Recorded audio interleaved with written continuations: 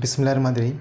कुरान का जो तीसरा कंसेप्ट हम पूरे सीरीज़ के हिसाब से देख रहे हैं, तीसरा कंसेप्ट ये है कि आखिरत, कि इंसान को मरना है और अल्लाह ताला इस पूरी कायनात को, ये जो दुनिया चल रही है, इसको मुकम्मल तौर पर बर्बाद कर देगा, मुकम्मल तौर पर तबाह कर देगा।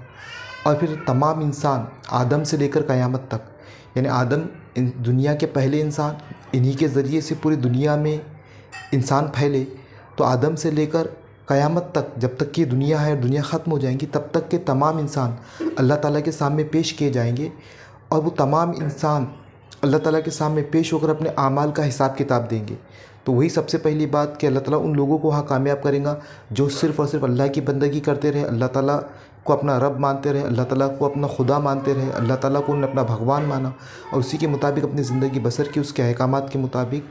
तो अल्लाह ताला उस रोज़ जज़ा व सज़ा देगा।